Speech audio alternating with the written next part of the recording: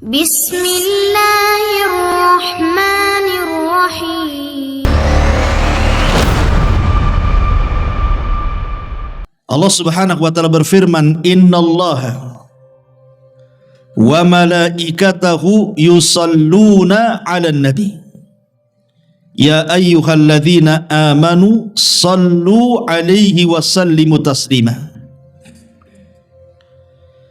Sesungguhnya Allah Subhanahu wa taala dan para malaikatnya, mereka bersalawat atas Nabi. Wahai orang-orang yang beriman, bersalawatlah kalian kepada Nabi dan ucapkanlah salam kepadanya.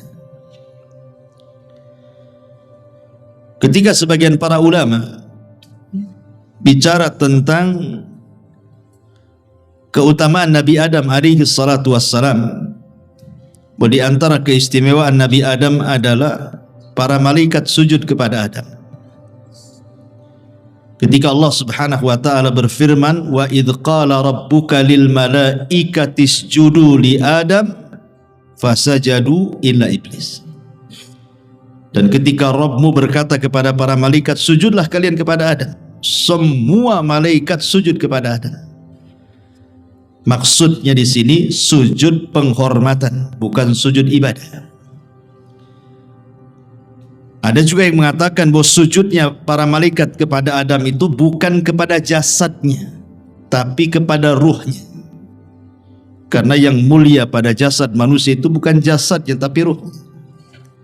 Ada juga yang berpendapat sujudnya malaikat itu kepada Adam seolah-olah menjadikan kiblat bagi para malaikat, seperti kita sujud mengarah ke Ka'bah karena kita jadikan kiblat, bukan menyembah Ka'bah.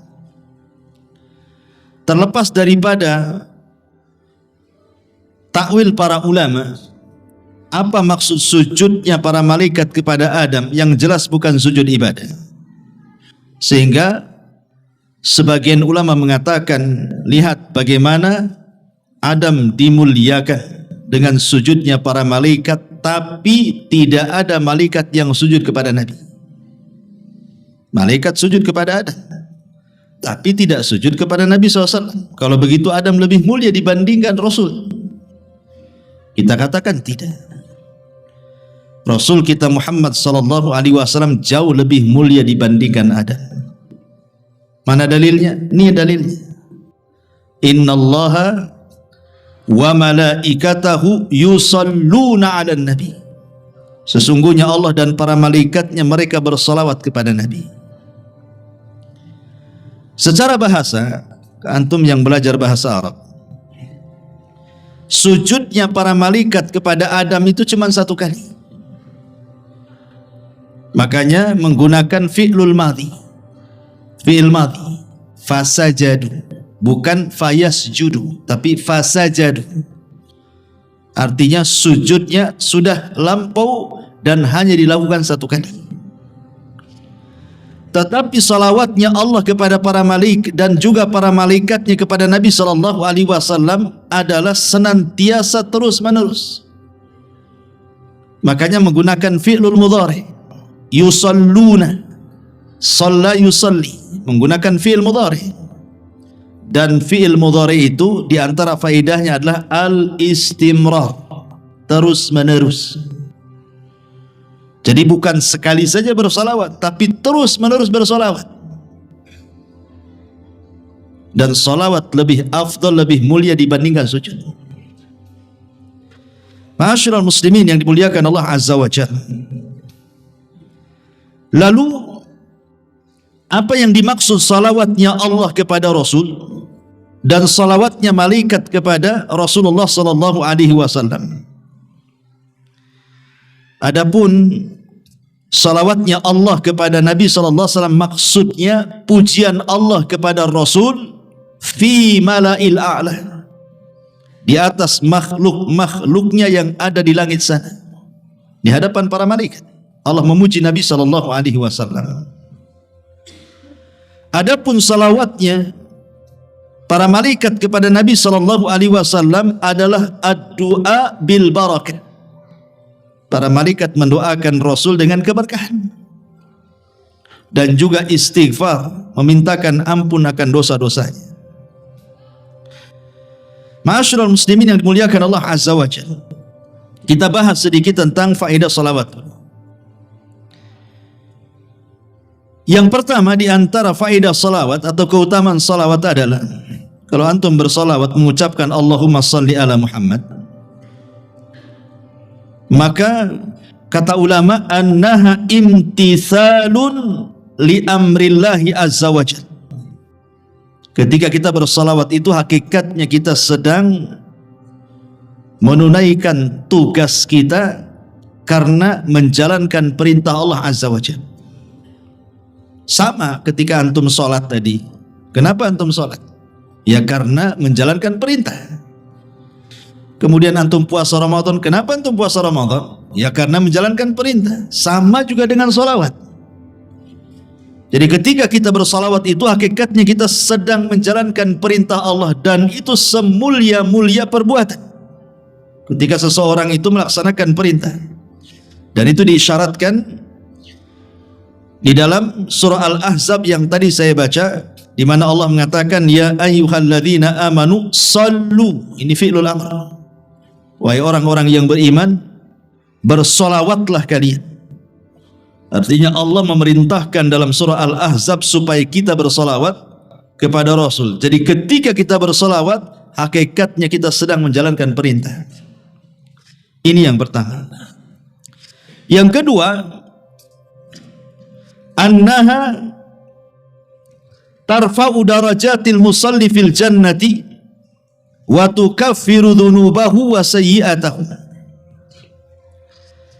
Bahwa salawat kepada Nabi sallallahu alaihi wasallam bisa mengangkat derajat di mana? Di sorga, dan menghapuskan dosa-dosa dan juga keburukan. Dan ini berdasarkan hadis Anas ibn Malik radhiyallahu anhu. Nabi sallallahu alaihi wasallam bersabda, man shalla alayya salatan wahidatan sallallahu alaihi asyra salawatin wa khuttat anhu asyru khati'atin wa rufi'at lahu asyru darajatin. Subhanallah, lihat faedah salawat di sini. Dari Anas bin Malik radhiyallahu anhu, Rasulullah SAW bersabda, barang siapa yang bersolawat kepadaku satu saja solawat, kita katakan Allahumma salli ala Muhammad, maka imbalannya Allah subhanahu wa ta'ala berikan 3 imbalan. Satu ibadah, 3 imbalan. Yang pertama, dengan sebab salawatnya kita kepada Nabi sallallahu alaihi wasallam, Allah bersalawat kepada kita 10 kali. Dan salawatnya Allah, saya katakan tadi, adalah pujian Allah kepada kita di hadapan makhluknya yang ada di langit sana. Bayangkan antum jadi selebritis langit, Allah memuja-muja antum di langit sana 10 kali di hadapan para malaikatnya. Hanya gara-gara satu salawat kepada Rasul menyebabkan Allah memuji kita 10 kali. Kemudian juga yang kedua, wa khuttat anhu asyru khati'at. Cukup sampai di situ? Tidak. Dan akan dihapuskan darinya 10 kesalahan. Cukup? Rasul katakan wa rufi'at lahu asyru darajat, dan akan diangkat 10 tingkatan. Nah, luar biasa. Ya, salawat 1 kali saja sudah sedemikian rupa pahalanya. Antum kalau saya puji saja udah senang. Atau antum dipuji orang besar, senang. Gimana kalau yang memuji kita ini Allah subhanahu wa ta'ala? Tentu kita banggalah harusnya. Jadi kalau antum ingin dipuji-puji oleh Allah di hadapan makhluknya di sana, perbanyak salawat. Itu maksudnya. Ini yang kedua. Yang ketiga, annaha sababun likifayati humumil abdi wa in azumat. Dan memperbanyak salawat itu bisa mengobati kebingungan. Bisa mengobati kebingungan. Orang kan banyak masalah setiap harinya, ikhwan. Orang itu pasti akan ditimpa musibah setiap harinya. Masalah ini, masalah itu, macam-macam masalah. Kadang-kadang hidup kita ini kayak orang bingung, stres. Maka di sini dengan cara bersolawat, maka stres kita, bingung kita itu akan hilang. Dan itu berdasarkan hadis Ubay bin Ka'ab radhiyallahu an dari Nabi sallallahu alaihi wasallam ketika dia berkata kepada Nabi sallallahu alaihi wasallam, "Ya Rasulullah, inni uksiru salata alaika fakam aj'alu laka min salati." Faqala ma syi'ta. Qala qultu ar-rubu'. Qala ma syi'ta. Fa in sidta fa huwa khairun laka. Qultu nisf. Qala ma syi'ta. Fa in sidta fa huwa khairun laka. Qala qultu, dia mengatakan thulutsaini. Qala ma syi'ta. Fa in sidta fa huwa khairun laka. Qultu aj'alu laka salati kulliha. Qala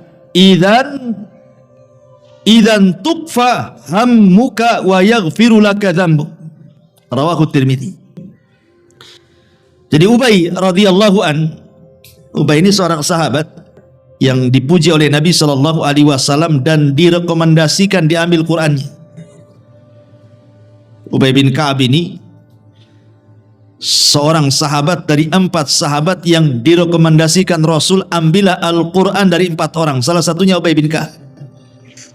Bahkan namanya pernah disebut oleh Allah subhanahu wa ta'ala ketika kita membahas tentang asbab nuzul surah Al-Bayyinah.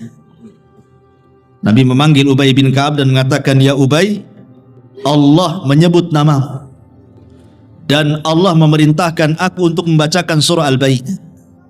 Ubay enggak percaya dan mengatakan, "Asammanillah, namaku disebut-sebut Allah wahai Rasul." Kata Rasul, "Ya." Fabaka. Ubay pun menangis. Enggak nyangka nama dia disebut-sebut Allah. Abu Bakar aja enggak disebut, Umar enggak disebut, dia pula disebut.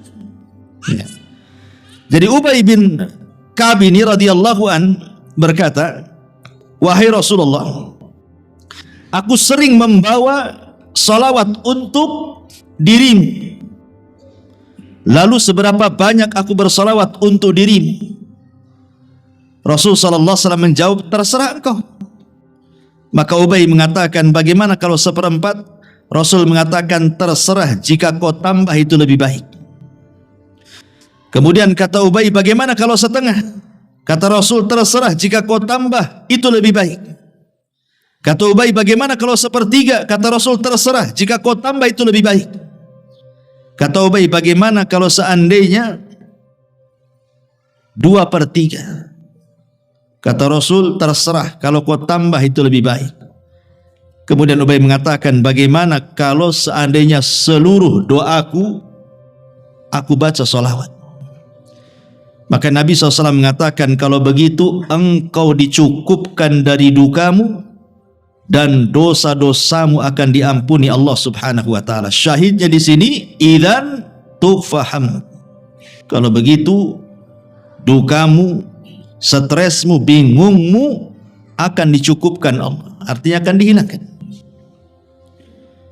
Coba saja kalau antum banyak masalah, atau ada masalah yang antum tidak bisa keluar dari situ, kayaknya kiamat lah ini karena mungkin masalah yang terlalu berat. Coba perbanyak sholawat. Sholawat saja pagi, siang, sore. Insya Allah masalahnya akan diurai. Antum harus yakin dengan hadis ini. Antum nggak yakin itu karena nggak diamalkan masalahnya. Kalau stres malah tidur kan itu. Bangun tidur stres lagi lah. Itu ya. Taib. Kemudian yang nomor 4, bahwa salawat kepada Nabi sallallahu alaihi wasallam annaha dalla ala mahabbatihi sallallahu alaihi wasallam. Jadi dengan memperbanyak salawat kepada Nabi sallallahu alaihi wasallam menunjukkan bentuk kecintaan kita kepada Rasul. Ingat kata Imam Ghazali rahimahullah dalam kitabnya Ihya Ulumuddin, dia mengatakan, "Man ahabba syai'an aktsara min dzikri." Kata Imam Ghazali, siapa yang mencintai sesuatu, pasti dia akan banyak menyebut-nyebut sesuatu yang dicintainya itu. Pasti itu. Kalau antum suka sesuatu, pasti akan disebut-sebut. Lah, orang yang cinta kepada Nabi SAW, maka dia akan menyebut-nyebut orang yang dicintainya. Seperti antum cinta istri antum, nah mungkin antum menyebut-nyebut istri tetangga pula. Marahlah istri antum. Ya. Maka kalau seseorang itu cinta dengan Nabi SAW, dalam kaidah Imam Ghazali, man ahabba syai'an aktsara min dzikri. Siapa yang mencintai sesuatu, maka perbanyak menyebutnya. Maka seseorang yang memperbanyak salawat kepada Rasul, itu tanda dia cinta dengan Nabi SAW. Sebab orang yang cinta itu kan senang, dan orang yang senang itu pasti akan menyebut-nyebut orang yang disenanginya. Makanya kisah Laila Majnun, si Majnun ini kalau datang malam hari, dia senang dan menyebut-nyebut pacarnya. Kenapa? Karena malam itu dalam bahasa Arabnya Lailun, dan Lailun itu nama pacarnya si Majnun. Jadi kalau datang malam hari senang dia, karena pacarnya hadir di malam hari. Tapi kalau di siang hari nggak suka, karena bahasa Arab siang itu naharun, bukan nama pacarnya. Makanya dia Majnun, gila. Dia suka malam, tak suka siang. Sampai satu hari si Majnun ini berburu dia. Dari kejauhan adalah kijang atau menjangan gitu ya, dikejar sama dia, dipanah, tepatlah kena kakinya, jatuhlah kijang itu. Diambilnya pisau, udah didekati, tengok matanya, kok matanya sama dengan mata Laila, nggak jadi disembelih, dilepas lagi. Makanya Majnun, gila dia. Hanya gara-gara matanya sama dengan nama pacarnya, tak jadi disembelih. Pergi kamu, katanya, karena matamu sama dengan mata kekasihmu. Itu orang cinta kan seperti itu. Lah, orang yang cinta dengan Nabi SAW harusnya seperti itu, menyebut-nyebut namanya. Karena Nabi SAW sendiri mengatakan bahwa seseorang itu tidak dikatakan beriman. La yu'minu ahadukum, kata Rasul, hatta akuna ahabba ilaihi min walidihi wa walidihi wan nasi ajmain. Bahwa aku harus lebih kalian cintai dibandingkan anak kalian, dibandingkan orang tua kalian, bahkan dibandingkan seluruh manusia yang Anda cintai. Rasul harus lebih dicintai. Kalau antum lebih banyak menyebut nama istri, harusnya nama Rasul lebih banyak disebut, gitu maksud. Karena Rasul harus lebih dicintai dibandingkan pasangan kita. Ini yang keempat. Yang kelima, annaha sababun linaili syafaati. Bahwa memperbanyak salawat itu sebab seseorang akan mendapatkan syafaat Nabi SAW. Nabi mengatakan dalam sebuah hadis yang dikeluarkan oleh Imam At-Tabrani, "Shalla alaihi ashran man shalla alaihi ashran idza asbah wa ashran idza amsa faza bi syafaati." Dari hadis Ruwaifi radhiyallahu anhu, barang siapa yang bersalawat kepada Rasul 10 kali di pagi hari, 10 kali di petang hari, maka dia sudah berhak mendapatkan syafaat Nabi. Dalam hadis yang lain, man qala Allahumma salli ala Muhammadin wa anzilhul maq'adal muqarrab indaka yaumal qiyamah wajabat lahu syafaati. Barang siapa yang mengucapkan, ya Allah, curahkanlah salawat kepada Muhammad dan tempatkanlah dia di tempat yang terdekat di sisimu pada hari kiamat, apa kata Rasul? Wajabat lahu syafaati. Maka dia wajib mendapatkan syafaat dariku. Dan ingat, di akhirat itu yang dibutuhkan untuk menyelamatkan kita cuma 2. Pertama, syafaat. Yang kedua, rahmat. Ketika syafaat sudah tidak ada lagi, maka yang tersisa adalah rahmat Allah Subhanahu wa ta'ala. Makanya ada orang-orang yang tidak mendapatkan syafaat karena sudah habis syafaatnya. Dia tidak mendapatkan syafaat sementara dia masih dalam neraka. Akhirnya Allah selamatkan dia dari neraka bukan karena syafaat, tapi karena Arhamur Rahimin, rahmat Allah Subhanahu wa taala. Jadi syafaat itu sangat penting sekali di akhirat. Lah salah satu mendapatkan syafaat adalah orang yang memperbanyak salawat kepada Nabi sallallahu alaihi wasallam. Ini yang kelima. Yang keenam, anna aulan nas bihi, orang yang paling berhak dengan Nabi sallallahu alaihi wasallam, bahkan aqrabuhum minhu yaumal qiyamah, yang paling dekat kedudukannya pada hari kiamat, aktsaruhum salatan alaihi, orang yang paling banyak mengucapkan salawat kepada Nabi sallallahu alaihi wasallam. Dan ini berdasarkan hadis aulan nas bi yaumal qiyamah aktsaruhum alayya salatan. Manusia yang paling berhak dan dekat denganku pada hari kiamat adalah orang-orang yang memperbanyak salawat di dunia. Ikhwatu fiddin, muliakan Allah Azza wa Jalla. Di zaman Nabi sallallahu alaihi wasallam masih hidup, sahabat itu ingin dekat dengan Nabi sallallahu alaihi wasallam, bahkan ingin menyentuh, bahkan mengambil sebagian dari jasad Nabi sallallahu alaihi wasallam, seperti rambutnya disimpan dijadikan tabaruk berkah. Kadang-kadang Rasul meludah, ditangkap ludahnya, dioles-oles ke badannya. Apabila Rasul berwudu, bekas wudunya itu sampai perang untuk diambil sisa-sisanya.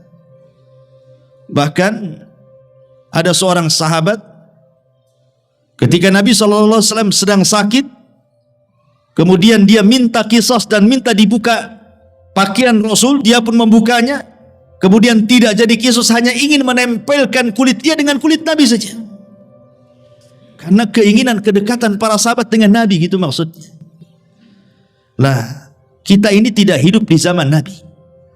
Tapi apakah mustahil kita ini bisa dekat dengan Nabi? Tidak. Bahkan ini sesuatu yang mungkin. Kapan itu? Ya kelak pada hari kiamat. Kapan lagi? Di dunia nggak mungkin kita ketemu dengan Nabi. Satu-satunya tempat berjumpa kita dengan Nabi adalah kelak pada hari kiamat. Lah, supaya kita lebih dekat dengan Nabi sallallahu alaihi wasallam, dalam hadis ini aulan nas bi yaumal qiyamah aktsaruhum salatan. Orang yang paling dekat dengan Nabi adalah orang yang paling banyak salawatnya kepada Nabi sallallahu alaihi wasallam. Ini yang nomor 5. Nomor 6. Inna salatal abdi wa salamahu tu'radu ala nabihi fi qabri. Sesungguhnya salawatnya seorang hamba dan ucapan selamat itu akan ditampakkan kepada Nabi dalam kuburannya. Jadi kalau saya mengucapkan Allahumma salli ala Muhammad, maka ada malaikat yang membawa salawat saya kemudian dibawa ke kuburan Nabi. Kemudian malaikat ini menyampaikan, ya Rasulullah, Abu Humairah bersalawat kepadamu. Maka Nabi SAW akan membalas 10 kali lipat salawat saya. Dan sekali lagi saya katakan, salawat itu artinya ad-du'a bil barakah, mendoakan keberkahan.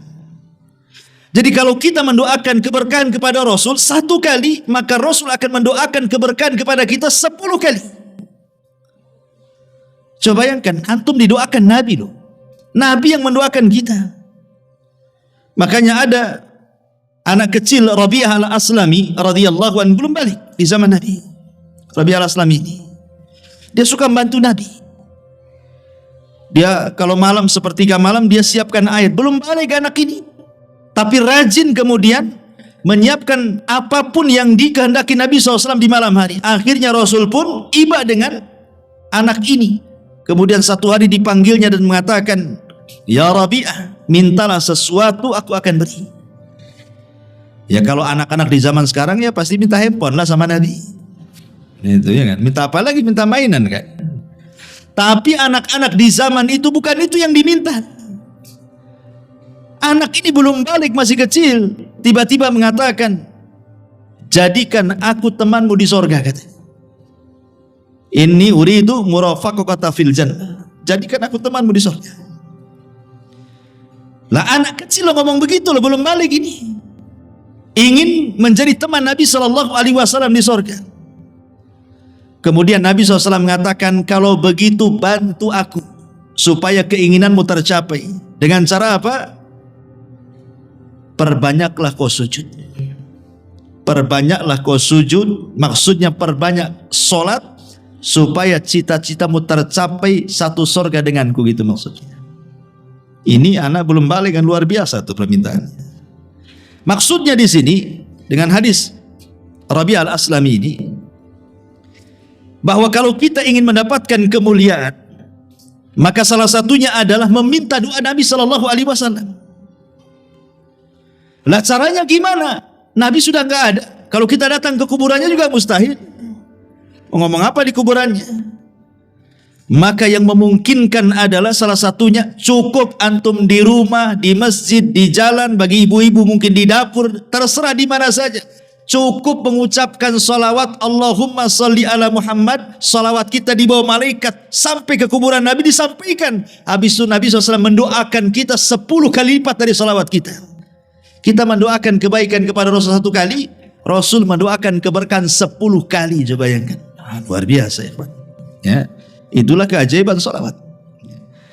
Baik, ma'asyiral muslimin yang dimuliakan Allah Azza wa Jalla. Kemudian nomor 7, annaha sababun fi istijabatid du'ai.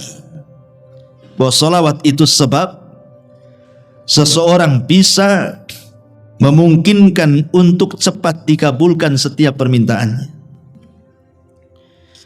Dari Fadalah Ibn Ubaid radhiyallahu an, dia mengatakan, Nabi SAW satu hari mendengar ada seseorang dalam sholatnya, dia tidak bersolawat kepada Nabi SAW.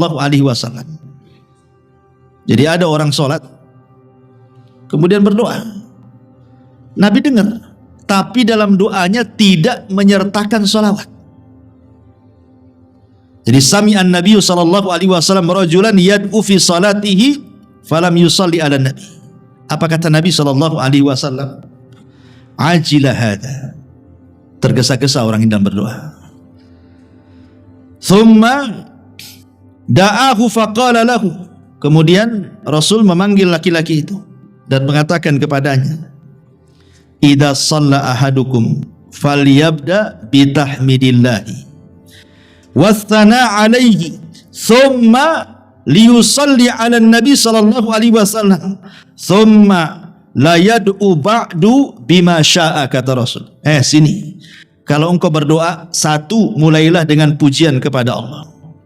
2, bersalawatlah kepada Nabi SAW, kemudian berdoalah sesukamu. Jadi Nabi SAW mengajarkan kepada kita bagaimana kaifiah doa. Tentu yang dimaksud doa di sini doa masalah. Karena doa itu kan ada 2. Ada doa ibadah, ada doa masalah. Kalau doa ibadah itu ya doa rutinitas antum. Doa mau tidur itu yang dibaca, besok itu lagi yang dibaca. Doa pada tidur itu juga yang dibaca. Masuk WC itu juga yang dibaca. Itu namanya doa ibadah. Doa yang dibaca secara rutinitas itu disebut doa ibadah ya. Dan setiap ibadah itu ada doa ibadah. Ketika antum sholat, ketika antum baca Quran, ketika antum puasa, di balik ibadah itu ada doa ibadah. Karena tujuan antum sholat supaya berdoa, sholatnya diterima kan itu. Sholatnya berpahala. Tetapi yang dimaksud di sini adalah doaul masalah. Doa ketika antum ada masalah. Ketika usaha antum gulung tikar, ada masalah keluarga, ada masalah dengan anak, ada masalah dengan orang tua, ada masalah di kantor, macam-macam. Itu namanya doa masalah. Lah itulah doa masalah. Kalau antum meminta ingin masalah-masalah antum dihilangkan saat berdoa itu, jangan tinggalkan 2 perkara. Pujian kepada Allah, salawat kepada Rasulullah, baru meminta penyelesaian. Itu maksudnya ya. Ini yang nomor 7. Nomor 8, annaha min alamati tauqirihi sallallahu alaihi wasallam wa min dalailil iman.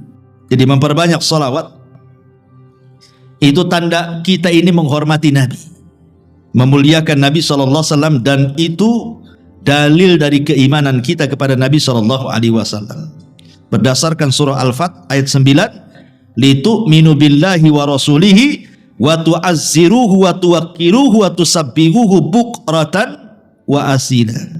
Hendaklah kalian beriman dengan Allah, dengan Rasulnya, memuliakan, menghormati dan bertasbihlah di waktu pagi dan waktu petang.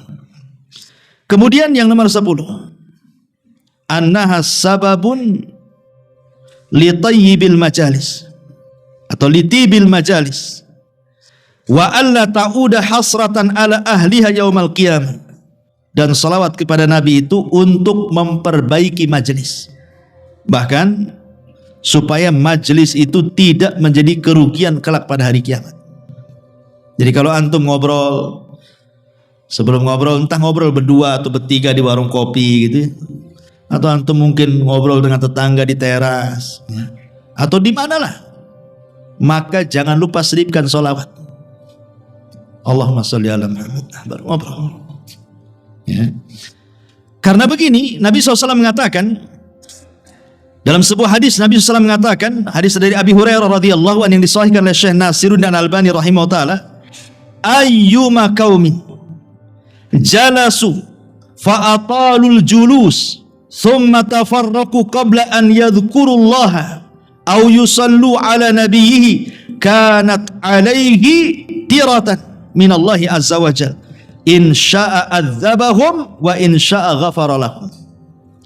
Tidaklah sekelompok orang duduk-duduk di satu majelis, kemudian mereka bangkit dari majelis tersebut tidak berzikir kepada Allah, tidak membaca salawat kepada Nabi SAW, melainkan majelis itu adalah majelis yang cacat dan kerugian pada hari kiamat. Kalau Allah mau, Allah akan azab gara-gara majelis itu, dan kalau Allah mau, Allah ampuni gara-gara majelis itu. Bayangkan ya, orang kalau bermajelis, duduk bertiga, berempat atau rame-rame, kemudian antum baca salawat, maka pahalanya luar biasa. Majelis itu jadi berkah sebenarnya. Majelis yang tidak berkah jadi berkah. Itu kan kebaikan luar biasa. Kemudian yang nomor 11, annaha sababun listabati ala sirat. Memperbanyak salawat adalah sebab seseorang itu akan mampu menyeberangi titian siratal mustaqim. Dalam hadis yang panjang, kata Nabi SAW, wa ra'aitu rajulan min ummati yazhafu ala sirat yahbu ahyanan wa yata'allak ahyanan faja'athu salatuhu alayya fa'aqamathu ala qadamaihi wa anqadathu. Kata Nabi SAW, aku melihat orang yang sedang melewati titian itu. Terkadang dia jatuh, terkadang terbangun, jatuh lagi, terbangun lagi. Tiba-tiba datang solawatnya.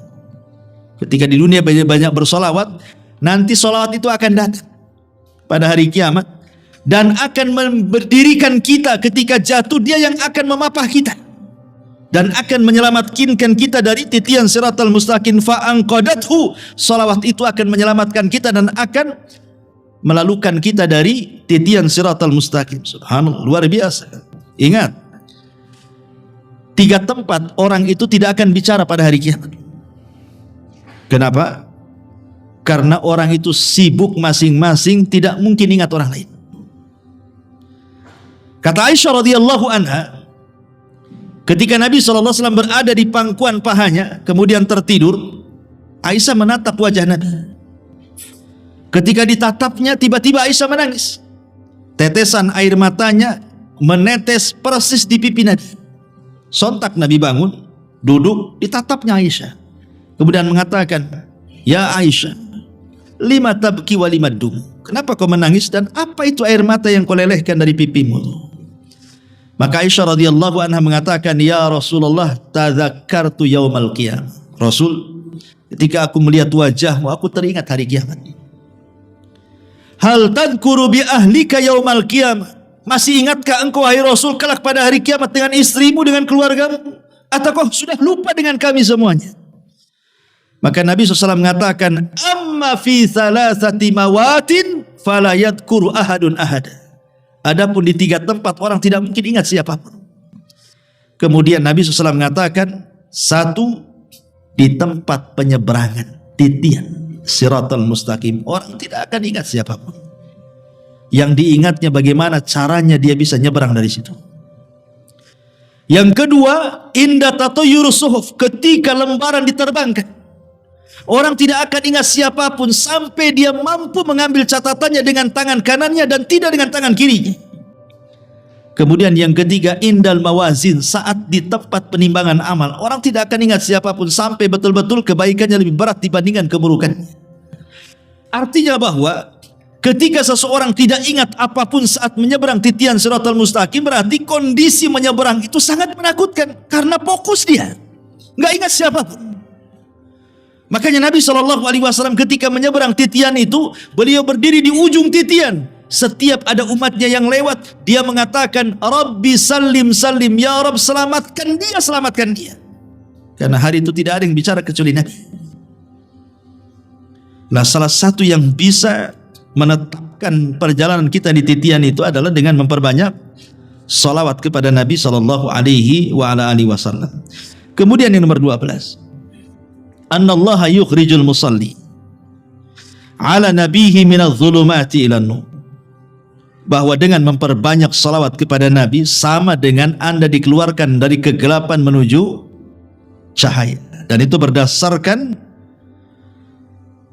firman Allah Azza wa Jal, huwallazi yusalli alaikum wa malaikatahu liyukhrijakum minadh dhulumati ilan nur.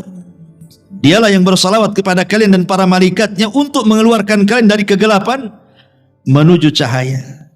Maksudnya dari kesesatan kepada petunjuk, ya, dari tidak tahu menau, kejahilan kepada ilmu. Jadi memperbanyak salawat itu mencerdaskan. Kemudian juga yang nomor 13, annaha sababun li ibqa'i dzikril hasanil abdi, bahwa dengan bersalawat itu menyebabkan tetapnya penyebutan kebaikan kepada seorang hamba. Dan tadi saya sudah sebutkan, orang yang banyak bersalawat, Allah akan sebutkan kita di hadapan para malaikatnya dengan kebaikan. Dan itu kebanggaan bagi kita. Allah memuji kita loh di hadapan para malaikat, ya. Kemudian yang nomor 14, annaha sababun lidawami mahabbatihi wa ziyadatiha, bahwa salawat itu untuk mendawamkan kecintaan kita kepada Rasul dan juga menambah kecintaan kita kepada Nabi SAW, termasuk juga sebab seseorang itu tidak dianggap bakhil. Mungkin dalam benak kita ketika bicara soal bakhil, pasti konotasinya orang itu kalau kita mau pinjam uang tak kasih, bakhil dia. Pinjam modal tak kasih, bakhil itu. Itu kaya tapi tidak pernah kasih-kasih orang. Itu mungkin konotasi kalau kita bicara soal bakhil. Tetapi sebenarnya di sana ada orang yang dikatakan sangat bakhil, lebih bakhil daripada orang nggak pernah bantu orang. Apa itu? Ketika disebutkan nama Nabi, antum tidak bersalawat. Maka kata Rasul itu abkhaluna, sebakhil-bakhilnya manusia. Apabila nama Rasul disebut, antum diam saja. Antum sebakhil-bakhilnya orang bakhil. Ya, orang yang tidak pernah bantu orang padahal dia mampu itu dikatakan bakhil. Tapi ini bukan sebakhil-bakhilnya orang bakhil, tapi sebakhil-bakhilnya orang bakhil ketika antum tidak mau menyebut nama Nabi atau mendengar nama Nabi tapi tidak mau menjawab salawatnya. Na'udzubillah.